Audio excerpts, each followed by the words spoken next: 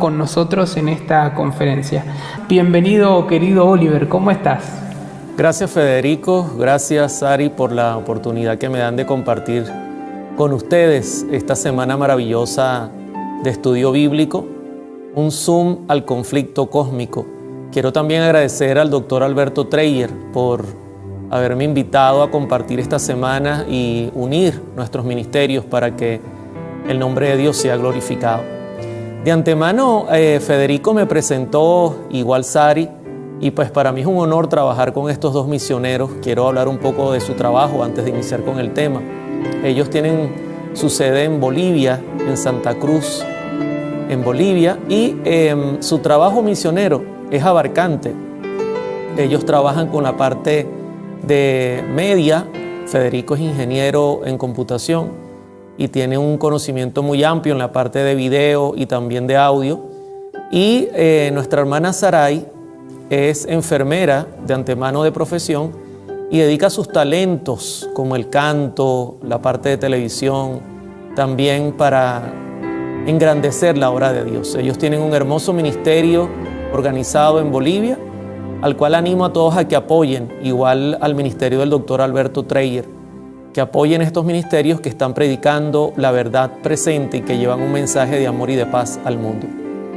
Así que bueno, ¿qué les parece, Federico, si entonces iniciamos con el tema? Y bien, ahora sí que nos podemos concentrar en el tema, la triple alianza del diablo. Qué título tremendo, ¿verdad? Oliver, ¿por qué elegiste ese título? Yo creo que a algunas personas quizás les da un poco de miedo escuchar ese título, ¿verdad? Quizás algunos ya tienen deseo de apagar ahí la computadora y no seguir viendo el programa. ¿Por qué elegiste este título tan directo y tan fuerte? Sí, de antemano el título es bastante fuerte, podríamos decirlo así, ¿no? De hecho, cuando estuve preparando el tema con el doctor Alberto Treyer, estuvimos estudiando algunos títulos. Yo tenía en la mente la triple alianza, pero no estábamos claros en cuanto a colocarle la parte final. Habíamos pensado la triple alianza del mal, la triple alianza del espiritismo, pero no era justamente la idea. Y al final pues decidimos colocarle este título que para algunos es un poco fuerte, la triple alianza del diablo. Y realmente no es nuestra intención asustar a la audiencia, al contrario. Nosotros buscamos llamar la atención con este título a nuestros amigos y hermanos que están sintonizándonos en cuanto a los eventos y a la importancia de los eventos finales que debemos analizar, porque sin duda la venida de Cristo está muy cerca. De hecho, les cuento algo. Hoy día, ustedes pueden ver a mucha gente, ver películas de terror, donde hay videojuegos de zombies, por ejemplo, música con tendencias espiritistas, películas infantiles, llenas inclusive de magia y hechicería. Así que el diablo, mis hermanos, poco a poco ha ido preparando el camino para los últimos días de esta tierra, para generar y definitivamente lograr esta triple alianza que está buscando, uniendo el espiritismo y justamente utilizándolo como medio para lograr cautivar al mundo. Así que vamos a prepararnos porque el tema de hoy va a ser bien interesante. De antemano, acompáñenme a tener una palabra de oración. Querido Padre, abrimos tu palabra con la seguridad y la certeza de que tu Santo Espíritu es nuestro guía e instructor. Por favor, danos tu Espíritu, abre nuestros corazones para entender tu palabra y al hablar de este tema tan importante y tan interesante, nosotros podamos guardar tus dichos en nuestros corazones y prepararnos para la última batalla que habrá en este mundo. Todo lo pedimos, Señor, agradeciendo en el nombre de Cristo Jesús. Amén. Bien, Federico, cuéntame, ¿cuál es la primera pregunta? Muy bien, Oliver. Lo primero que queremos saber es dónde en la Biblia se encuentra esta triple alianza final del diablo. Muy bien. Sí, sin duda la Biblia habla de una triple alianza que va a ser al final de nuestros días el diablo. Quiero aprovechar y saludar de antemano a todos los que están conectados por las redes sociales y agradecer su apoyo por compartir también estos materiales y apoyar estos ministerios. Un agradecimiento muy especial a toda la gente que está sintonizándonos a esta hora. La Biblia sí habla de una triple alianza. Es más, si ustedes van conmigo a la Escritura, por favor acompáñenme, tengan su Biblia en mano, tengan papel y lápiz para anotar cualquier referencia importante. En Apocalipsis capítulo 16, verso 12, dice así la Escritura: el sexto ángel derramó su copa sobre el gran río Éufrates, y el agua de éste se secó, para que estuviese preparado el camino a los reyes del oriente. Saben que la alusión del verso número 12 apunta a que se está preparando una gran batalla, y no voy a profundizarlo, pero los reyes del oriente, justamente siempre del oriente vienen los ángeles de Dios, indican que esta batalla está dentro del contexto del pronto regreso de nuestro Señor Jesucristo. Sigue diciendo el verso 13: y vi salir de la boca del dragón y de la boca de la bestia y de la boca del falso profeta 3 espíritus inmundos a manera de ranas, pues son espíritus de demonios que hacen señales y van a los reyes de la tierra en todo el mundo para reunirlos a la batalla de aquel gran día del Dios Todopoderoso. Y fíjense el contexto, ¿no? Aquí hay una triple alianza. Está el dragón, la bestia y el falso profeta. Y el contexto, en el versículo número 15, dice: yo vengo pronto como ladrón, bienaventurado el que vela y guarda sus ropas, para que no ande desnudo y vean su vergüenza. Y los reunió en un lugar que en hebreo se llama Armagedón. Así que, sin duda, la Biblia sí habla de una triple alianza que hará el diablo en nuestros días. Sari, cuéntame, ¿cuál es la siguiente pregunta? La otra pregunta que quizás se están haciendo las personas es ¿por qué se representa estos 3 poderes como si fueran ranas? ¿Qué relación tiene este simbolismo bíblico? Bien, ¿por qué son representados estos poderes como ranas? Es una buena pregunta. ¿Por qué la Biblia los representa así? De antemano, la simbología apunta a algo que es repulsivo. Usualmente, no sé si es tu caso, pero por ejemplo en el mío, ranas, sapos, es algo repulsivo. Yo tengo de hecho un trauma. A mí de pequeño, mi tía los agarraba por la cabeza a las ranas o a los sapos y me perseguía por la casa. Y eso me creó un trauma que hoy día los veo repulsivos. Así que es un símbolo que apunta a ser algo repulsivo, algo que a nosotros no nos va a gustar tocar o agarrar, con algunas excepciones, ¿no? De hecho, en Éxodo, capítulo 8, verso 1, tú puedes leer que Jehová dijo a Moisés: entra en la presencia de Faraón y dile así: Jehová ha dicho, deja ir a mi pueblo para que me sirva. Verso 2, y si no lo quieres dejar ir, he aquí, yo castigaré con ranas todos tus territorios. O sea, nosotros podemos ver claramente que de alguna manera es algo repulsivo y va a castigar Dios a Faraón con ranas. Las ranas brincaban en su cama, estaban por el palacio, estaban por la ciudad, y era algo que ellos no pudieron aguantar, y al final solicitaron a Moisés que Dios quitara esa plaga. Así que el símbolo apunta hacia allí, pero también tiene una simbología interesante desde el punto de vista de que son animales rastreros, también se pueden mover en el agua, a brincos, a saltos. En contraste, estos 3 espíritus de ranas no pueden volar, como es el caso del mensaje del tercer ángel. Si ustedes notan, aquí hay un contraste interesante, ¿no? Tenemos 3 espíritus en modo de ranas que llevan un mensaje al mundo, tratan de unir al mundo a través de prodigios y milagros para poder presentar su mensaje. Pero por otro lado, ¿no? Vemos el contraste que Apocalipsis 14:6 dice: vi volar por medio del cielo otro ángel que tenía el evangelio eterno para predicarlo a los moradores de la tierra y a toda nación, tribu y lengua y pueblo. O sea, en pocas palabras, por un lado Satanás a brincos, a saltos, con limitaciones, porque no tendrá todo el poder, no tendrá toda la capacidad, no tiene la verdad a su favor. Tratará de unir al mundo. A diferencia, el pueblo de Dios volará con un mensaje potente, ¿ok? Y por supuesto, Satanás intentará detener este mensaje a través de esta triple alianza. Cuéntame, Federico, ¿cuál sería la siguiente pregunta? Manteniendo el contexto. Ahora, Oliver, ¿se los identifica con espíritus inmundos? Eso suena como terrible, como algo feo. Ahora, ¿por qué se los considera espíritus inmundos? Sí, sin duda nosotros tenemos que tomar en cuenta, mis hermanos, que los espíritus inmundos, algo que suena terrible, ¿por qué se les considera de esta manera? ¿Por qué se les llama espíritus inmundos? De antemano me gustaría que me acompañaran a Marcos, capítulo 1, verso 23, para poder responder esta pregunta. Nuestro Señor Jesucristo allí tuvo que enfrentar una situación difícil, dice la Escritura. Pero había en la sinagoga de ellos un hombre con espíritu inmundo, en griego akasartos. Impuro significa esa palabra griega, un demonio, un espíritu malo. Y luego dice que dio voces diciendo: ¿qué tienes con nosotros, Jesús Nazareno?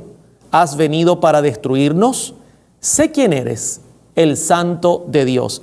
Entonces nosotros podemos notar que según la Escritura, la simbología apunta a que son demonios, espíritus de demonios, espíritus inmundos, espíritus malos, que lamentablemente son representados por ángeles que cayeron del cielo, liderizados por Satanás, luego que se armó la rebelión contra Dios y Dios los expulsó. Entonces estos espíritus son los que tratan de reunir al mundo en una gran alianza. De hecho, en Lucas 4, verso 33, también en la misma historia, Lucas la presentó de esta manera. Estaba en la sinagoga un hombre que tenía un espíritu de demonio inmundo, el cual exclamó a gran voz. Así que Lucas presenta la misma situación diciendo que era un espíritu de demonio y añade inmundo. Así que no tenemos duda de que esto es así. Pero podría citarles otro texto, como por ejemplo Marcos 5, 7, donde dice la Escritura: y clamando a gran voz dijo: ¿qué tienes conmigo, Jesús, Hijo de Dios Altísimo? Te conjuro por Dios que no me atormentes, porque le decía: sal de este hombre, espíritu inmundo. No tenemos la menor duda, mis hermanos, estos espíritus representan ángeles, demonios, que lamentablemente se apartaron de la lealtad hacia Dios. Ahora, tenemos en contraste, ¿no?, lo que es la pureza del Evangelio, lo que es la pureza del mensaje que Dios también llevará al mundo. Usted puede notarlo en Juan capítulo 10, verso 9. Note cómo Jesús hace el contraste entre un grupo y el otro. Dice: yo soy la puerta, el que por mí entrare será salvo, y entrará y saldrá y hallará pastos. El ladrón no viene sino para hurtar, matar y destruir. Yo he venido para que tengan vida y para que la tengan en abundancia.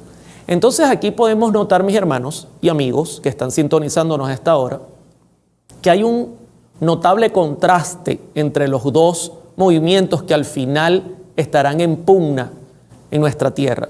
Por un lado, Satanás y sus ángeles, con sus demonios, tratando de unificar el mundo tras una sola bandera, buscando destruir y matar. Y por el otro lado, la pureza de nuestro Señor Jesucristo y de su santo pueblo, llevando un mensaje potente al mundo de vida eterna. Continuamos entonces. En la Biblia, ¿verdad?, en el Apocalipsis, Juan vio salir de sus bocas a estos 3 espíritus inmundos. La pregunta es: ¿qué representa que los espíritus salen de sus bocas, que además hacen señales y prodigios y que van por todo el mundo? ¿Y qué se proponen y qué fin persiguen? Sí, Juan vio salir de sus bocas a estos tres espíritus inmundos. Y usted se preguntará, como lo ha hecho Sarai, ¿qué representa? ¿Qué sale de su boca? Además, ellos hacen señales y prodigios, van al mundo. ¿Qué se proponen? Como Sarai acaba de hacer la pregunta. Bueno, en primer lugar, el símbolo de bocas, que significa que salen. Yo pregunto, ¿qué sale de la boca? Palabras, un mensaje, del cual ya hemos hablado un poco en la parte anterior, en la pregunta anterior. De hecho, Apocalipsis 16:13 dice: y vi salir de la boca del dragón, de la boca de la bestia, de la boca del falso profeta, 3 espíritus a manera de ranas. Salen de la boca. Un símbolo que apunta a un mensaje que ellos quieren dar al mundo. De hecho, en Lucas 6:45, nuestro Señor Jesucristo conectó el símbolo que aparece en Apocalipsis 16 diciendo de esta manera en su santa palabra: el hombre bueno, del buen tesoro de su corazón, saca lo bueno. Y el hombre malo, del mal tesoro de su corazón, saca lo malo. Porque de la abundancia del corazón habla la boca. O sea, no cabe duda que el símbolo que salen de la boca es que ellos portan un mensaje, y es un mensaje malo, es un mensaje falso, es un mensaje que aunque busca la unidad, la busca bajo la bandera de la mentira. Y por eso se les compara con el hecho de salir de sus bocas. De hecho, usted lee, para que miren la conexión, como hay una conexión perfecta en las profecías, usted lee Apocalipsis capítulo 13, verso 5, y dice así la palabra de Dios: también se le dio boca que hablaba grandes cosas y blasfemias, y se le dio autoridad para actuar 42 meses. Y abrió su boca, dice el verso 6, en blasfemias contra Dios, para blasfemar de su nombre, de su tabernáculo y de los que moran en el cielo. Es increíble, ¿no? Que Apocalipsis 13:5 presenta un poder que aparentemente se identifica con Cristo, quiere representar a Cristo, pero de su boca salen blasfemias, salen mentiras, salen acusaciones, salen enseñanzas falsas. O sea, sin duda, nosotros podemos concluir que lo que sale de la boca de estos tres son mensajes falsos, enseñanzas erróneas que van en contra de Dios. Ahora, ¿y por qué la necesidad de hacer señales? Como hizo la pregunta Sari, ¿por qué la necesidad de hacer señales? Si ustedes leen Apocalipsis 16:14, dice, pues son espíritus de demonios que hacen señales. También la palabra griega que se utiliza se puede hablar de milagros. ¿Por qué? ¿Por qué la necesidad de ellos enfatizar la parte de los milagros? ¿Saben que nuestro Señor Jesucristo, preocupado por el clima de los últimos días, en Mateo 24, en 3 oportunidades advirtió en cuanto a falsos profetas y en cuanto a engaño? En Mateo 24:4, Mateo 24:11 y Mateo 24:24. O sea, sin duda Jesús estaba preocupado.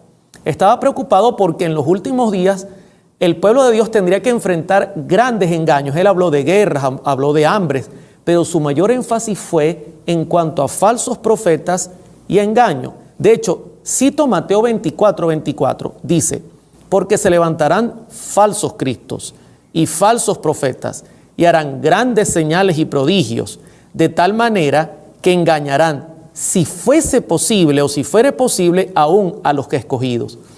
No necesariamente dice que van a engañar, sino dice si fuere posible. Los escogidos, a diferencia, están armados con la palabra de Dios y con la fe. Pero aquí podemos notar la preocupación de Jesús. Harán señales y prodigios. De hecho, también quiero compartir algo. No solamente Jesús tuvo esta preocupación.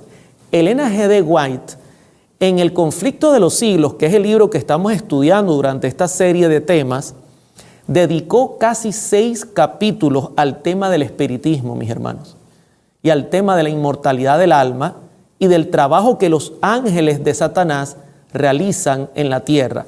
O sea, nosotros podemos ver una notable preocupación de parte de Dios en cuanto a estos movimientos finales que Satanás hará en la tierra. Ahora, Satanás tiene que apelar a las señales y prodigios. ¿Y saben por qué?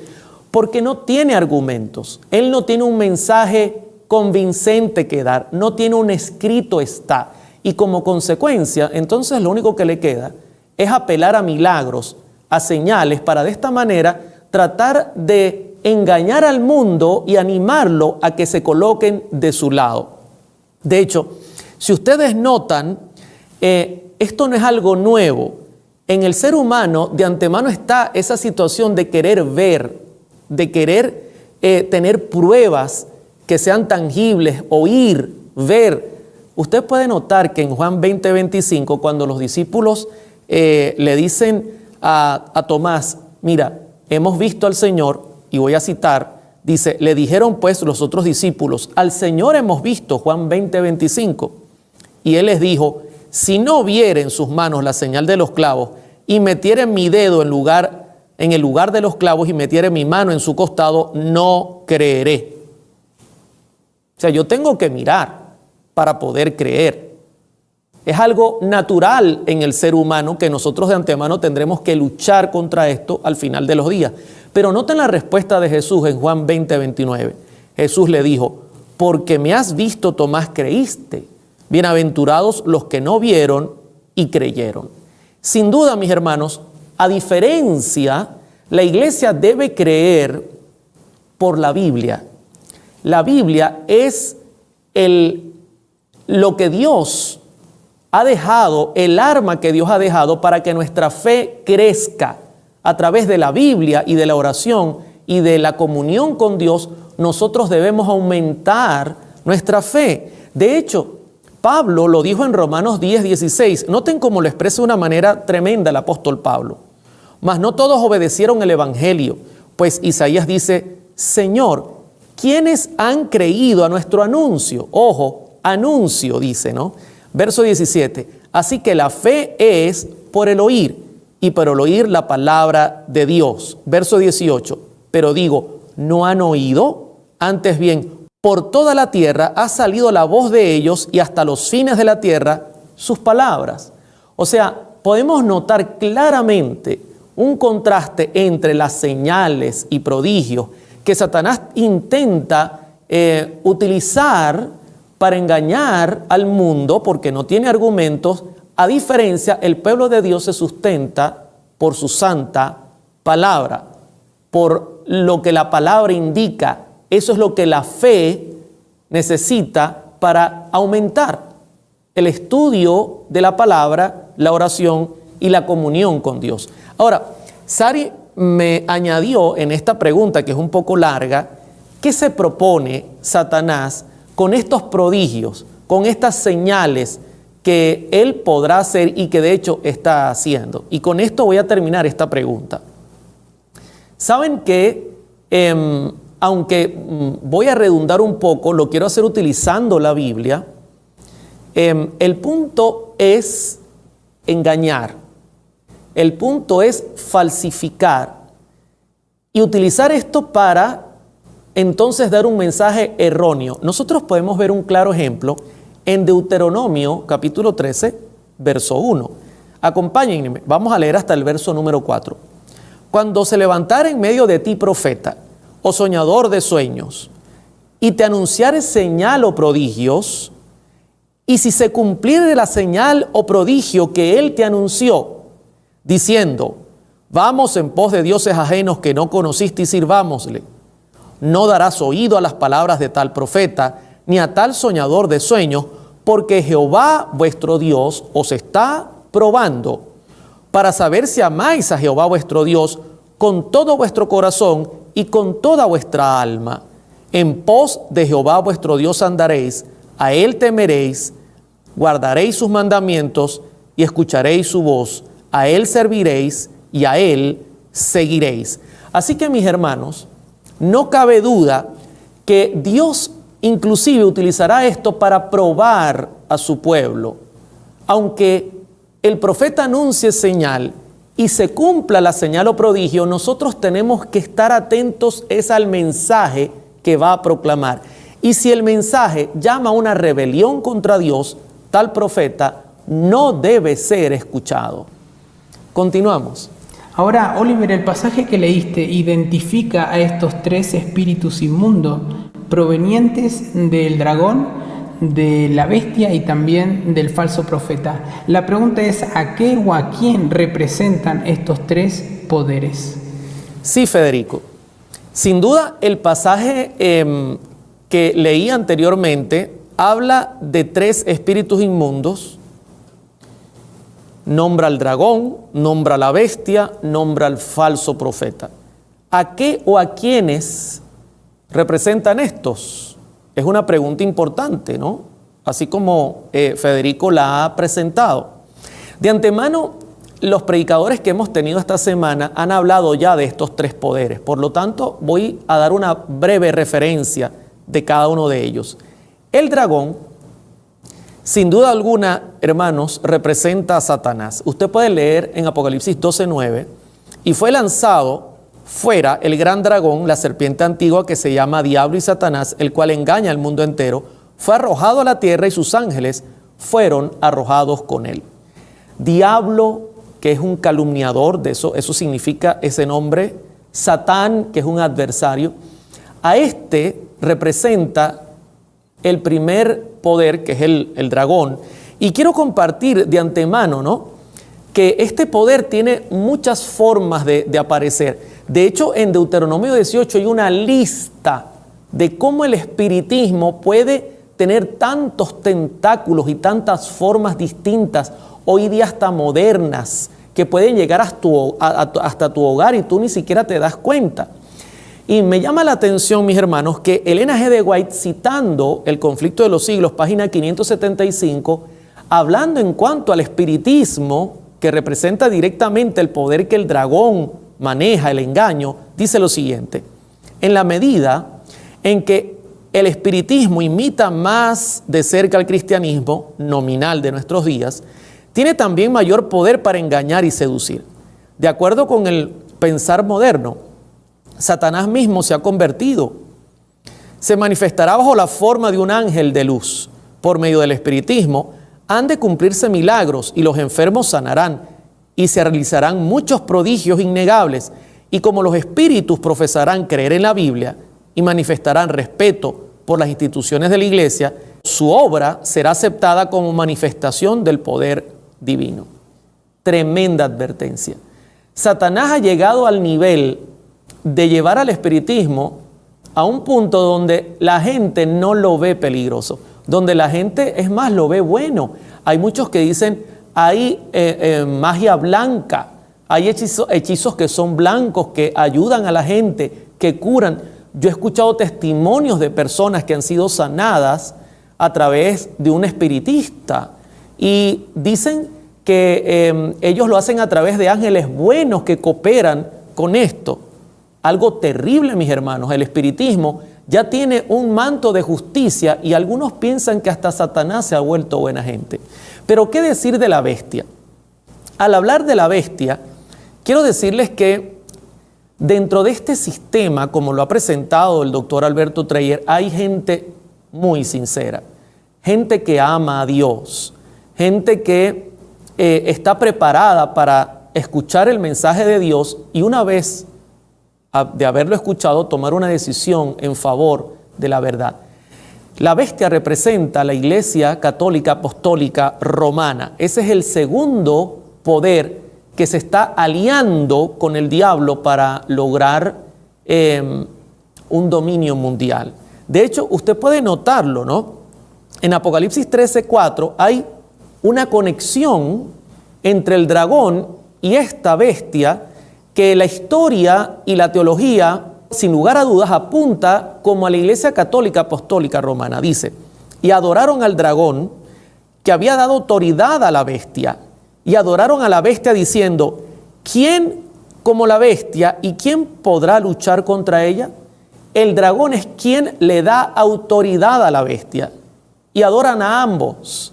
O sea, hay sin duda una clara conexión entre el espiritismo y la Iglesia Católica Apostólica Romana. Recuerde que el tema de hoy tiene que ver apuntando directamente al espiritismo como este poder que está por dominar prácticamente al mundo.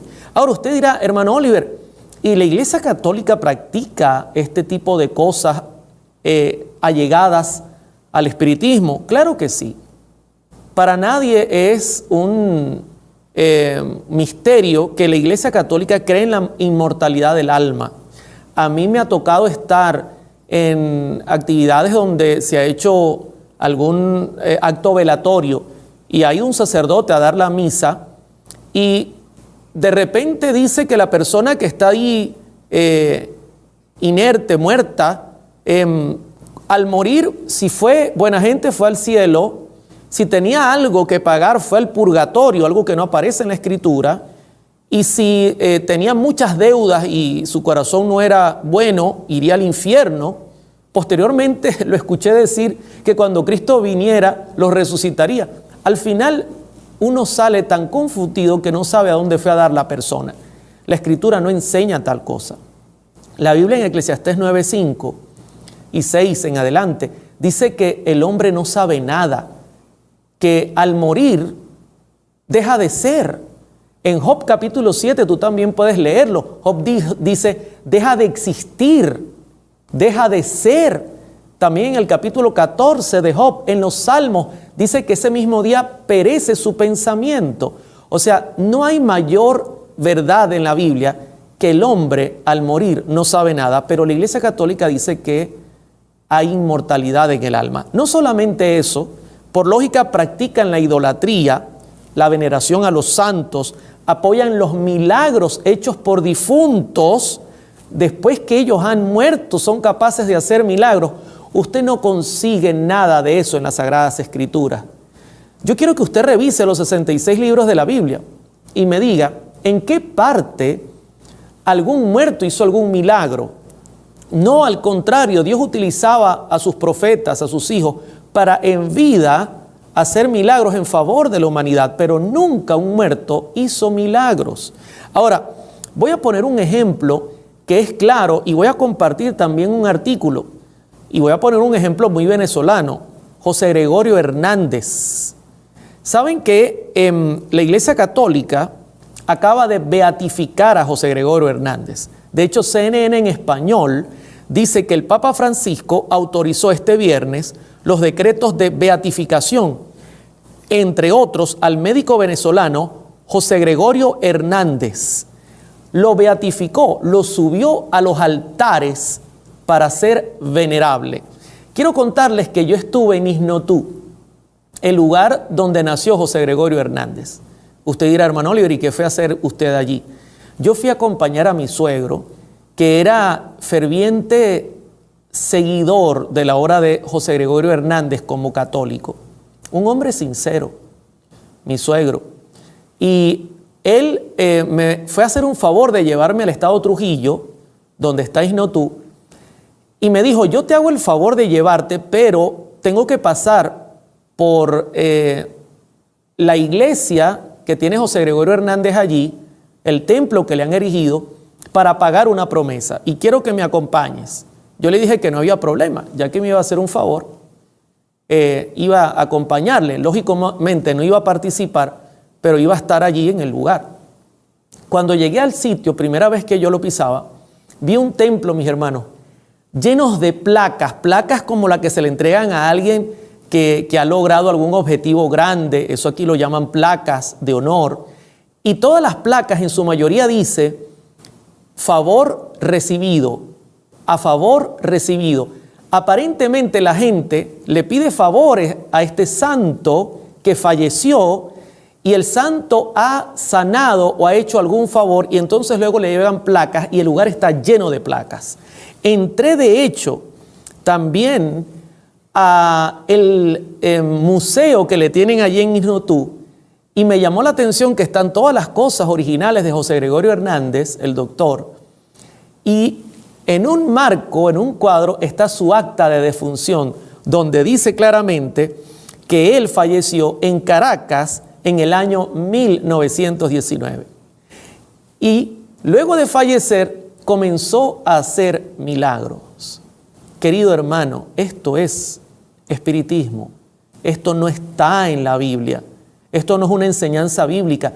La Biblia no te llama a que tú busques a alguien para venerar, para pedirle favores. No, el único nombre dado a los hombres por el cual nosotros podemos ser salvos y obtener dones y bendiciones es el nombre de nuestro Señor Jesucristo. No hay otro mediador. Ahora bien, entendiendo que la Iglesia Católica lamentablemente también ha sido influenciada por el espiritismo, surge el último. ¿Quién es el falso profeta? Saben que la Escritura, luego de que presenta que se levanta una bestia que gobierna entre el año 538 al año 1798, en Apocalipsis 13, enseña que se levanta una segunda bestia y la conecta directamente con el falso profeta. Y usted dirá, ¿cómo así, hermano Oliver? No voy a profundizar porque ya lo han hecho los oradores anteriores, pero lea conmigo Apocalipsis 13:11. Después vi otra bestia que subía de la tierra y tenía 2 cuernos semejantes a los de un cordero, pero que hablaba como dragón. Está notando que de antemano hay una conexión con el dragón. Al igual que la primera bestia está conectada al dragón, la segunda bestia, este segundo poder, está conectada al dragón. Y dice el verso 13, un punto importante, también hace grandes señales de tal manera que aún hace descender fuego del cielo a la tierra delante de los hombres. Grandes señales. Hace descender fuego de la tierra delante de los hombres. Esto me recuerda en primer libro de Reyes 18, el evento del profeta Elías, un verdadero profeta, que enfrentado a los profetas de Baal, logró vencerlos con el poder de Dios, y del cielo descendió fuego y consumió no solamente el altar que había preparado, sino consumió todo lo que estaba ahí alrededor. Sin duda esto apunta a un falso profeta, alguien que usa las señales pero para engañar. Y usted dirá, hermano Oliver, pero ¿a quién identifica este falso profeta? Dentro de este grupo hay gente también muy sincera. Quizá hoy nos esté escuchando alguien sincero, como nuestros hermanos católicos. De hecho, mi suegro, que fue a Isnotú, al final terminó conociendo la verdad y aceptando a Jesucristo y uniéndose a la Iglesia Adventista del Séptimo Día. Dentro de este grupo que apunta al falso profeta están las más de 33,000 denominaciones protestantes, evangélicas, pentecostales, luz del mundo, que también apoyan la inmortalidad del alma. Lamentablemente creen que el hombre es inmortal, que al morir tú puedes ir al cielo o puedes ir al infierno, que la persona no queda allí y que deja de ser, sino que su alma puede ir a otro lugar. De hecho, a mí me tocó ver una vez un debate en televisión donde invitaron a 5 brujos y un pastor evangélico. El tema a debatir es que si la brujería era buena o mala.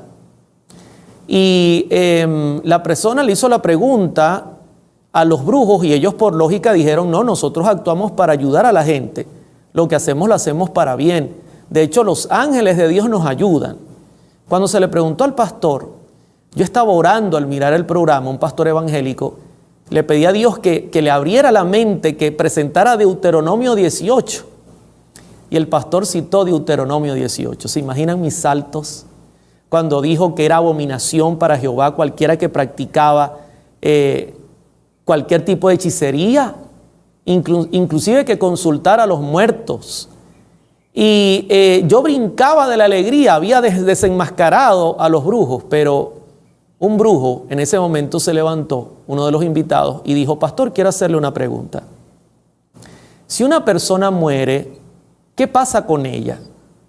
Y el pastor evangélico respondió, depende. Cuando yo escuché ese depende, yo dije, ya vamos mal. ¿Depende de qué?, le dijo el brujo. Bueno, si es buena gente, si cumplió las condiciones divinas, va al cielo. Y si no cumplió las condiciones divinas, va al infierno. Y entonces el brujo respondió de esta manera, ellos son los que nos ayudan, a ellos consultamos junto a los ángeles. Y de allí el control lo tomaron los brujos. Sin duda, hay un punto que ambos manejan, que es la creencia en la inmortalidad del alma. Y también ellos hacen mucho énfasis, y quiero que pongan atención en esto porque sin duda es una señal inequívoca, hacen milagros, dice, si es posible descender fuego del cielo, hacen mucho énfasis a los milagros. De hecho, voy a leerles un artículo que está muy actualizado, donde el ministerio Potus Shield, que dirige el pastor Frank, tiene una estrecha alianza, dice este artículo, con la comunidad cristiana en China. Sus contactos le revelaron que muchos cristianos estaban siendo sanados de manera sobrenatural. Hemos tenido informes de cristianos que han sido sanados de este virus por el poder de Dios, dijo el pastor. Mis fuentes me dicen lo mismo siempre, que hay este tipo de problemas como lo hubo con el SARS. Así que ellos creen en los milagros, creen que Dios puede sanar y creen que Dios está actuando a través de sus ministerios para hacer grandes milagros. Y usted dirá, hermano Oliver, ¿y Dios no puede sanar? Sí lo puede hacer. Pero nosotros tenemos que velar e identificar el mensaje que está detrás de estos que están utilizando o que dicen tener el poder sanador de Dios. Y sin duda, al creer en la inmortalidad del alma, al creer que la ley de Dios ha sido abolida, mis hermanos, allí no hay verdad que se pueda sostener. Ahora bien, yo concluyo a esta pregunta de quiénes son estos tres con esta cita de Elena de G. de White que aparece en Conflictos de los Siglos, página 575.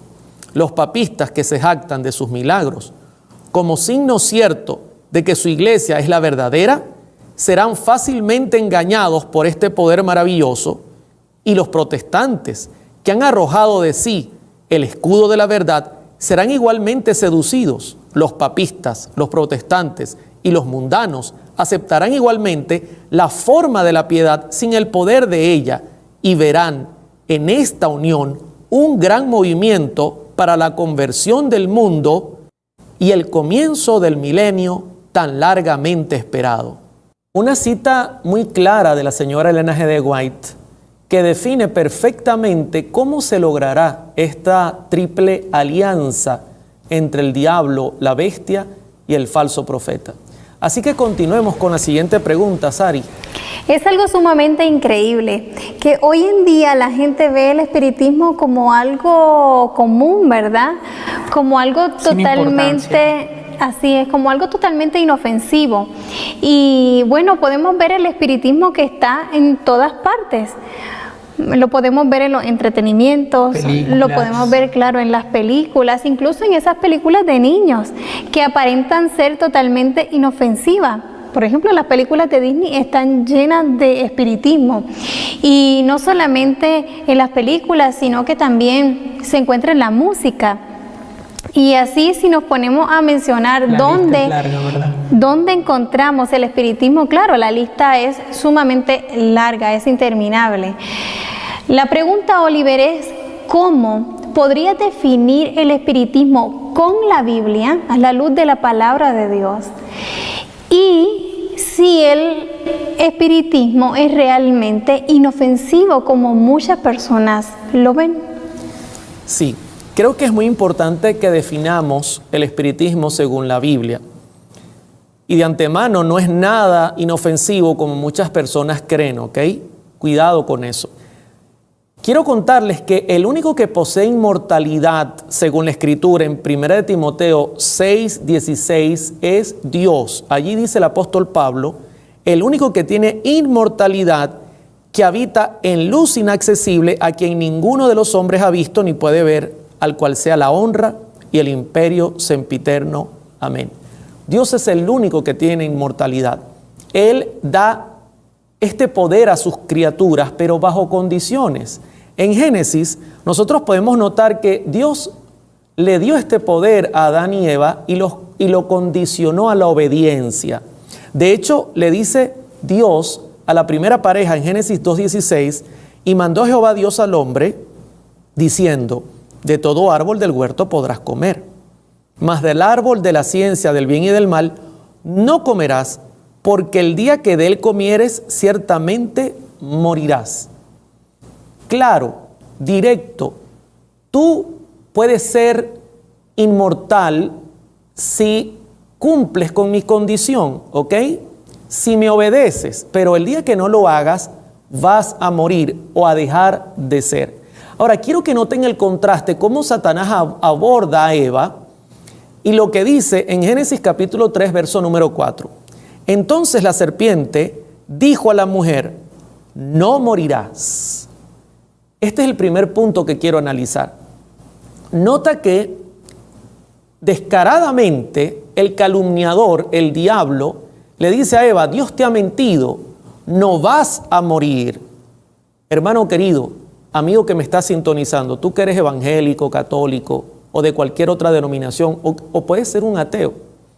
Quiero decirte algo, la escritura es clara, Dios dijo, morirás.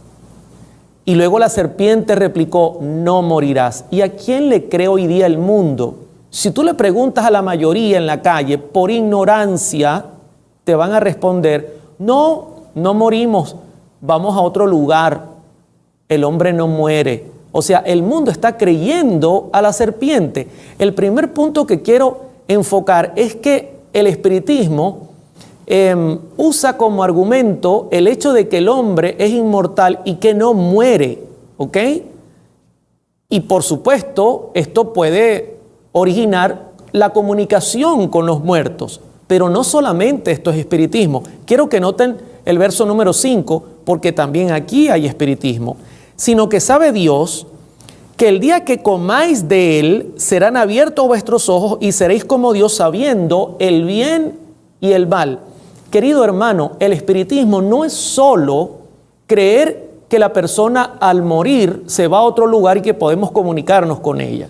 No, es mucho más que eso. Y quiero que lo veas a través de una cita que está en el Conflicto de los Siglos, página 542.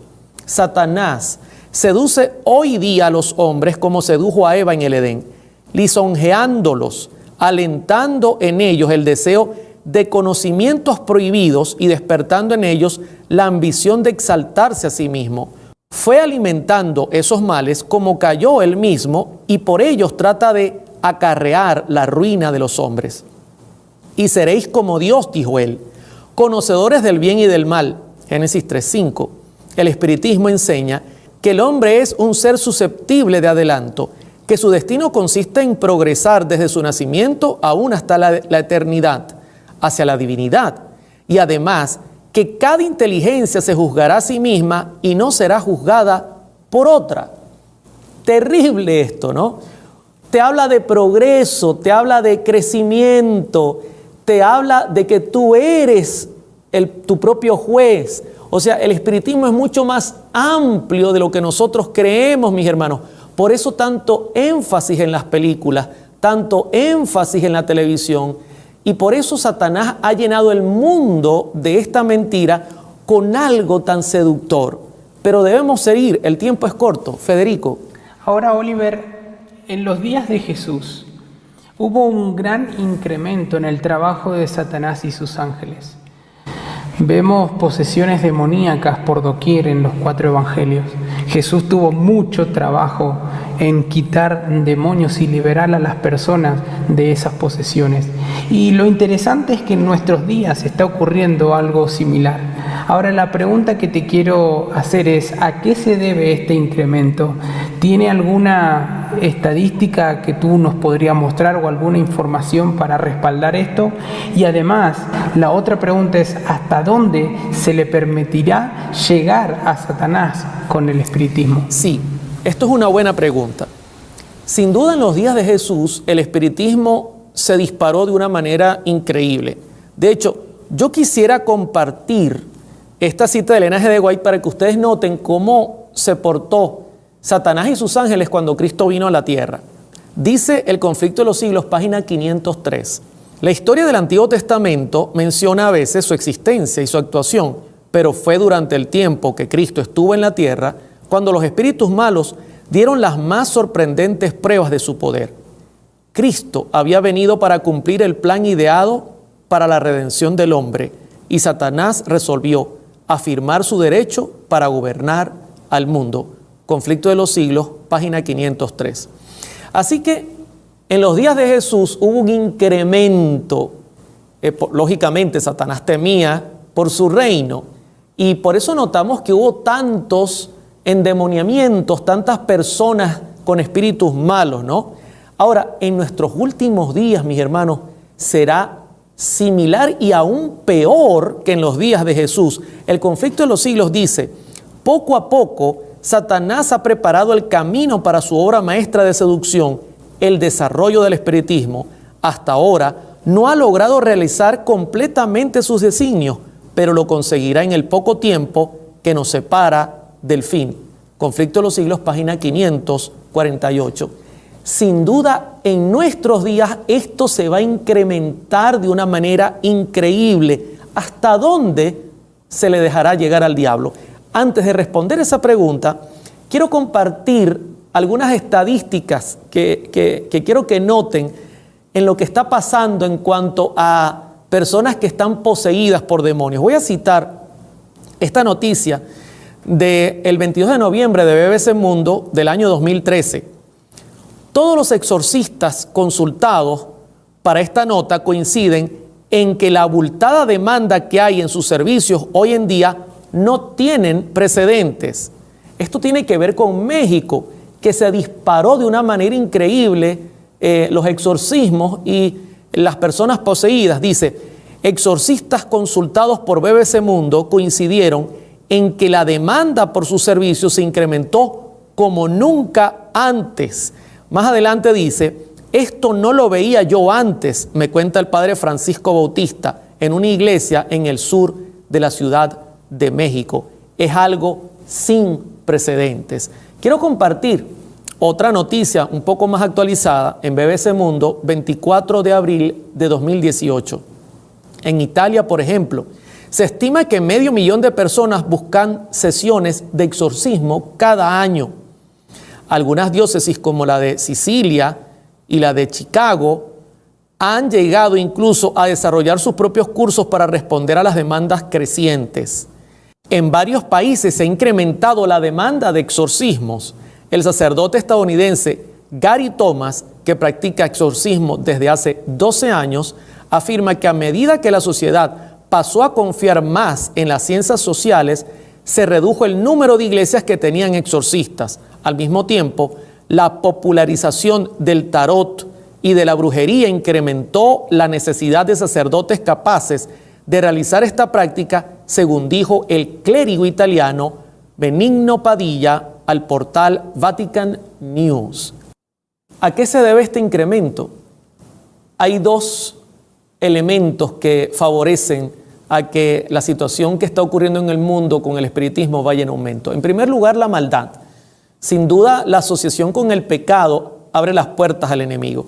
Y en segundo lugar, aunque usted no lo crea, Elena G. de White en El conflicto de los siglos, página 506, dice lo siguiente: nadie está en mayor peligro de caer bajo la influencia de los espíritus malos que los que, a pesar del testimonio directo y positivo de las Escrituras, niegan la existencia e intervención del diablo y la de sus ángeles. Y más adelante dice: esta es la razón por la cual, a medida que nos acercamos al fin del tiempo, cuando Satanás obrará con la mayor energía para engañar y destruir, él mismo propaga por todas partes la creencia de que no existe. Su política consiste en esconderse y obrar solapadamente. Sari, continuemos, el tiempo es corto. Ahora, la pregunta que muchas personas se están haciendo es si Satanás puede leer nuestras mentes. La otra pregunta es que si tiene poder para entrar en nuestras vidas, y si es así que tiene poder para entrar en nuestra vida, ¿de qué forma lo logra? ¿Cómo Satanás logra entrar a nuestra vida? Y otros se hacen la pregunta: ¿cómo podemos resistirlo? Satanás no puede forzar tu puerta. Dios protege a sus hijos, a los que le obedecen. Por eso es tan importante dar este mensaje al mundo. Por eso es tan importante que tú lo aceptes, querido amigo. Ahora bien, tú te preguntarás, hermano Oliver, pero ¿hasta dónde puede llegar Lucifer? ¿Hasta dónde puede llegar su engaño espiritista? Quiero decirles que él es capaz de inclusive personificar a una persona que ha muerto. Muchos me dicen, hermano, pero han aparecido personas fallecidas. Claro que sí, él los puede personificar. De hecho, en primer libro de Samuel, capítulo 28, versos 13 y 14, Saúl, desesperado, buscó una pitonisa y consultó a través de la pitonisa, entre comillas, a Samuel. Samuel había muerto, no había manera de comunicarse con él porque Samuel no sabe nada. Pero lógicamente, dice la Escritura en el verso 14, y le dijo, ¿cuál es su forma? Y la pitonisa respondió, un hombre anciano viene cubierto en un manto. Saúl entonces entendió que era Samuel y humillando el rostro a tierra, hizo gran reverencia. Satanás puede personificar a los muertos. De hecho, Elena G. de White dice en Conflicto de los Siglos, página 540, Satanás puede evocar ante los hombres la apariencia de sus amigos fallecidos. La imitación es perfecta, los rasgos familiares, las palabras y el tono son reproducidos con una exactitud maravillosa. Imagine una situación como esta, que nosotros tengamos que enfrentar a un espíritu que personifica a alguien cercano a nosotros. De hecho, ella dice en el Conflicto de los Siglos, muchos tendrán que vérselas con espíritus de demonios que personificarán a parientes o amigos queridos y que proclamarán las herejías más peligrosas. Estos espíritus apelarán a nuestros más tiernos sentimientos de simpatía y harán milagros con el fin de sostener sus acertos. Aquí podemos mirar el contraste, ¿no? Utilizará Satanás estos milagros para tratar de engañar, si fuere posible, mis hermanos, aún a los escogidos. Pero Satanás todavía podrá ir más allá. La Escritura dice que podrá personificar la segunda venida de nuestro Señor Jesucristo. En 2 Tesalonicenses capítulo 2, verso 8 y verso 9 dice, y entonces se manifestará aquel inicuo a quien el Señor matará con el espíritu de su boca y destruirá con el resplandor de su venida. Inicuo, cuyo advenimiento en griego es la palabra parusía, la misma palabra que se utiliza para la venida de Cristo, es por obra de Satanás con gran poder y señales y prodigios mentirosos. Sí, inclusive Satanás tendrá el poder de personificar la venida de Cristo. El mismo Señor Jesucristo lo advirtió en Mateo 24, 26 al 27 al decir, si os dijeren, mirad está en el desierto, no salgáis, o mirad está en los aposentos, no lo creáis. Elena G. de White dijo en Evento de los Últimos Días, página 139, lo siguiente, el acto capital que coronará el gran drama del engaño será que el mismo Satanás se dará por el Cristo. Hace mucho que la iglesia profesa esperar el advenimiento del Salvador como consumación de sus esperanzas. Pues bien, el gran engañador simulará que Cristo habrá venido. En varias partes de la tierra, Satanás se manifestará a los hombres como un ser majestuoso, de un brillo deslumbrador, parecido a la descripción del Hijo de Dios de San Juan en el Apocalipsis. La gloria que lo rodee superará cuanto hayan visto los ojos de los mortales. El grito de triunfo repercutirá por los aires. Cristo ha venido, Cristo ha venido. Tremendo, mis hermanos. ¿Hasta dónde Satanás llegará para engañar a la raza humana? Federico, ya estamos casi finalizando. Ahora, Oliver, tenemos una pregunta un poco comprometedora y compleja. Quizás ni nos gusta preguntarla, ¿verdad? Y podríamos obviarla y hacernos los tontos, pero creo que es importante mencionarla, ¿verdad? La pregunta es, ¿podría el espiritismo en sus distintas formas y disfraces mezclarse o introducirse en nuestra propia iglesia o en nuestras propias filas? Si esto es posible, ¿cuál sería el fin? Y otra pregunta que quiero añadir es cómo poder enfrentar estas filtraciones. Sí, la pregunta es un poco comprometedora, pero de antemano no debemos temer. Hay que tomar en cuenta que el diablo tiene una guerra grande contra los que guardan los mandamientos de Dios y la fe de Jesús. No olvidemos eso, mis hermanos. En el pasado, de hecho, el espiritismo fue un método muy usado por el diablo para atacar a la iglesia. Usted puede leer la historia, y se la mando de tarea, de Balaam, cuando fue llamado por el rey Balac para maldecir al pueblo de Israel. Como no logró maldecirlo porque el pueblo estaba protegido, porque era un pueblo que obedecía, preparó una fiesta y a través de esta fiesta atrajo al pueblo para inmiscuirse en una adoración que no era para nada cristiana. Sí, a los creyentes, al pueblo de Dios que conformaba en ese momento el pueblo de Israel. Noten cómo David presenta esta situación en el Salmo 106, versos 28 y 29. Se unieron a sí mismos a Baalpeor y comieron los sacrificios de los muertos y provocaron la ira de Dios con sus obras y se desarrolló la mortandad entre ellos. El pueblo se acercó a la fiesta sin darse cuenta, comenzó a asociarse con sus creencias, inclusive las comenzaron a llevar al campamento, algo muy serio, y pues tenemos que estar atentos, mis hermanos, porque el diablo está usando los mismos métodos hoy.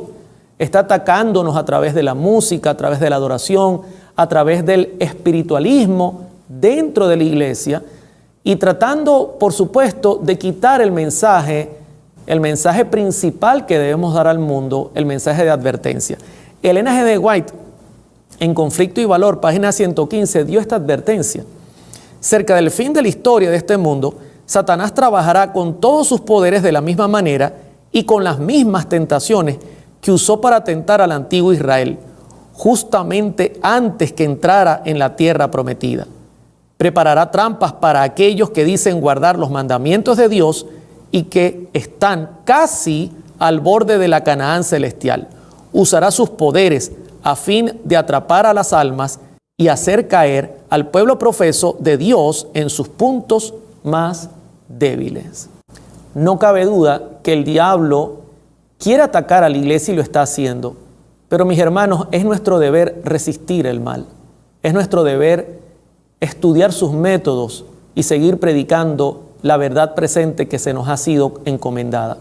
Sari, ya estamos en la última pregunta. Y bueno, hasta este momento todo el tema ha sido realmente increíble. Creo que es indispensable para nuestros tiempos. Ahora, no podemos terminar de esta manera, ¿verdad? Hemos hablado mucho acerca del trabajo de Satanás y creo que es importante terminar este tema y hablar sobre esperanza y hablar sobre el poder de Dios. Oliver, la pregunta que te hago es, ¿cuál será el fin de la Triple Alianza y cómo terminará esta gran batalla en el conflicto cósmico? No podemos terminar nuestro tema, Sari, sin hablar de esperanza. Sin duda, el poder que el enemigo está reuniendo será tremendo, grande. Pero lo bueno de lo malo es que Dios nos dice en su palabra que Él y su pueblo saldrá vencedor. Ahora, yo quisiera presentar el texto que así lo indica. En Apocalipsis 18, acompáñenme a leer el verso 1, el verso 2, 4 y 5. Dice: después de esto vi a otro ángel descender del cielo con gran poder, y la tierra fue alumbrada con su gloria.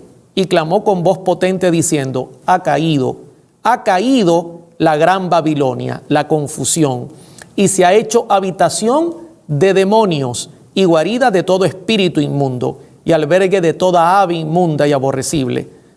Y oí otra voz del cielo que decía: salid de ella, pueblo mío, para que no seáis partícipes de sus pecados, ni recibáis parte de sus plagas, porque sus pecados han llegado hasta el cielo, y Dios se ha acordado de sus maldades.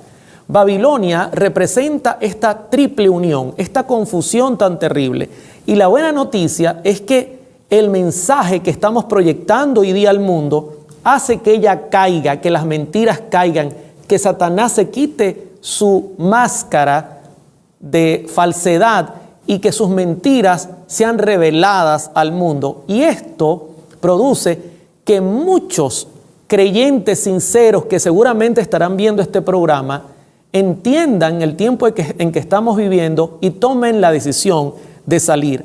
Hay otra cita que quiero compartir con ustedes. Apocalipsis 19:11 dice: entonces vi el cielo abierto y aquí un caballo blanco, y el que los montaba se llamaba Fiel y Verdadero, y con justicia juzga y pelea. Sus ojos eran como llamas de fuego, y había en su cabeza muchas diademas, y tenía un nombre escrito que ninguno conocía sino él mismo. Estaba vestido de una ropa teñida en sangre, y su nombre es el Verbo de Dios. Y luego dice el 20: y la bestia fue apresada, y con ella el falso profeta, que había hecho delante de ella las señales con las cuales había engañado a los que recibieron la marca de la bestia y habían adorado su imagen. Estos dos fueron lanzados vivos dentro de un lago de fuego que arde con azufre. Sin duda el contexto es la segunda venida de Cristo. Y al final, cuando Cristo aparezca, vencerá a este gran poder, a esta gran alianza, y a todos los que quieran unirse a ella, lamentablemente, también los vencerá, los cuales perecerán juntamente con la bestia y el falso profeta. Y usted dirá: hermano Oliver, pero ahí no se nombra al diablo y a sus ángeles. ¿Qué ocurre? Lo que pasa es que está en el contexto de la segunda venida de Cristo. En Apocalipsis 20 ya está en el contexto del final de los 1000 años, y allí sí aparece la condena hacia Satanás y sus ángeles y todos aquellos que lamentablemente se unan a él. Dice el capítulo 20, verso 7: cuando los 1000 años se cumplan, Satanás será suelto de su prisión y saldrá a engañar a las naciones que están en los 4 ángulos de la tierra, Gog y Magog, a fin de reunirlos para la batalla, el número de los cuales es como la arena del mar. Y quiero parar. Fíjense, Satanás no cambia. Esto es una prueba contundente de que él continuará en contra de Dios. Y entonces, al resucitar los impíos, los vuelve a reunir, los vuelve a engañar para una gran batalla.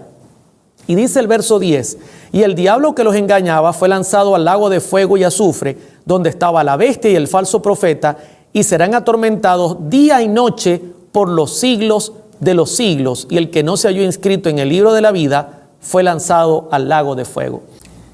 Quiero dejar claro que el diablo, la bestia y el falso profeta, según Apocalipsis 28, serán lanzados al lago de fuego y serán atormentados día y noche por los siglos de los siglos. Ojo que no dice sin fin.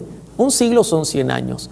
Así que cada uno tendrá que pagar según sea su obra, pero finalmente serán destruidos. Querido hermano, Dios no quiere este plan para ti. No. Contrariamente, Dios nos ha predestinado para la vida eterna. Por eso envió a su Hijo para salvarte. Por eso este mensaje es tan importante. Aunque Satanás intente engañar a la humanidad usando todas sus formas, si tú te entregas a Él con sinceridad, a Dios, Dios te salvará. Eso está garantizado por su palabra. Te animo a que decidas hoy por el campeón, por el ganador, nuestro Señor Jesucristo. Oremos. Padre, quiero agradecer por la oportunidad que nos diste de compartir este tema de preguntas y respuestas. Coloco en tus manos a toda la audiencia. Derrama sobre ellos tu Espíritu Santo. Si hay católicos, evangélicos, hermanos de otras denominaciones escuchándonos, el llamado es hoy a salir de Babilonia y abrazar la verdad en su pureza que está en Cristo Jesús. Permite que nuestros nombres estén anotados en el libro de la vida, y cuando lleguen estos días duros que ya están encima de nosotros, resistir firmes sobre la roca que es Cristo Jesús. Gracias por habernos escuchado y gracias por tu amor. Todo lo pedimos en el único nombre que tenemos para pedir todas las cosas, en el nombre de Cristo Jesús. Amén. Que Dios te bendiga. Gracias por la compañía. Bueno, queremos agradecer por haber estado esta noche con nosotros en un programa más de esta serie. Queremos darte las gracias a ti, Oliver, por este precioso tema que has presentado, y también extenderles la invitación para el día de mañana, estará con nosotros nuevamente Alberto Treyer con el tema Los 144.000 y la gran multitud. Así que no se pierdan ese precioso tema y nos vemos mañana. Que el Señor te bendiga grandemente.